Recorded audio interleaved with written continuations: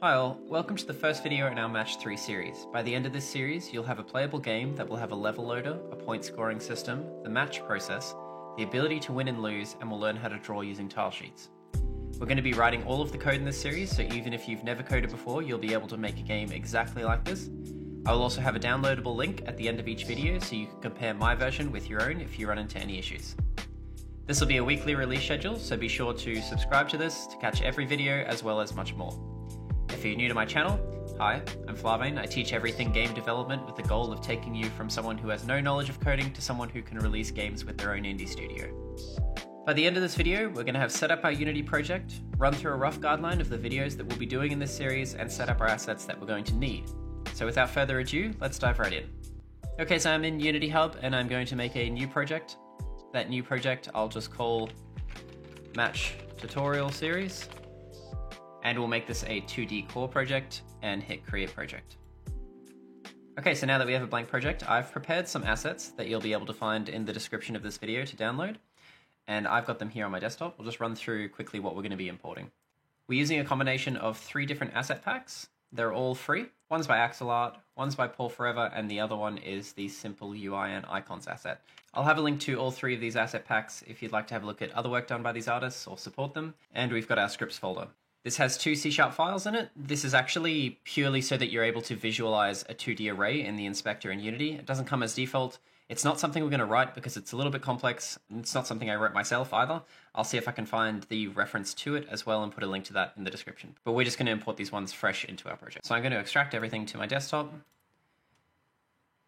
And I will just drag this entire folder straight into my Unity project. Now we're going to do a little bit of folder structure setup just to keep things neat in our project. We need a scripts folder. We're going to need a sprites folder. Later on, we'll be needing an animations folder, as well as a scriptable objects.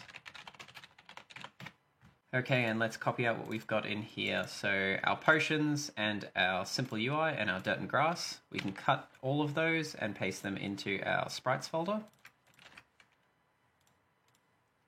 And our scripts, we'll actually just take those 2 scripts out and paste them into our scripts folder. Okay, now we can remove our Match 3 folder that I've extracted, and we're good to go. Okay, because this is going to be a relatively long tutorial series, I think it's useful for us to run through a rough outline of what each of these videos are going to contain, so that you can know what to expect. So obviously video 0, we're just going to be covering the setup that we're doing now.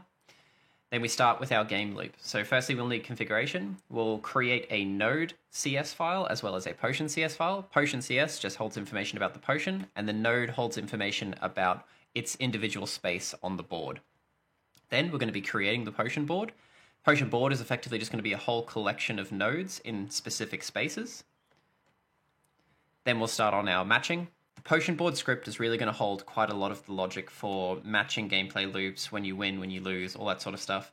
We'll start with basic matching, which will just be able to make a 3 match in one row, and then we'll return basically a true or false, I did match something.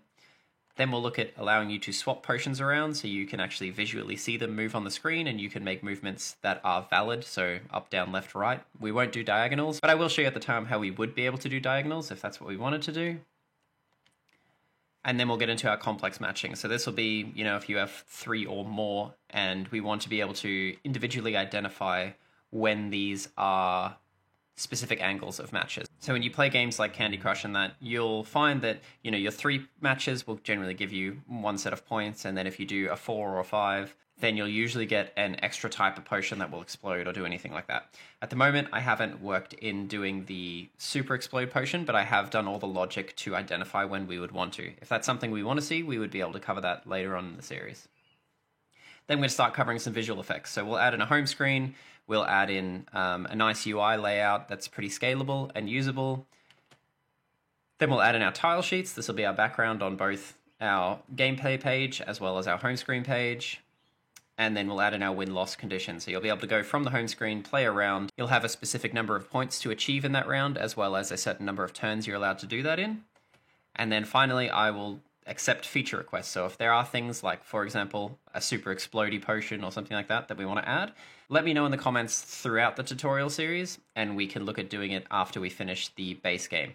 I want to very heavily focus on completing the base game so that everyone has a template to work with, and then I'll take the most commonly requested feature requests, and we'll look at how we would build that into our game. Okay, that's everything for our setup 0. I will see you guys in the first tutorial. As always, I want to give a shout out to my patrons. In the Emerald tier, we have Pat. In the Gold tier, we have Raphael. In the Silver tier, we have Lanky Moose, Castle Coders, Zope, and any star above. If you'd like to sign up as well, it's patreon.com/Farvane, and I'll see you guys in the next video.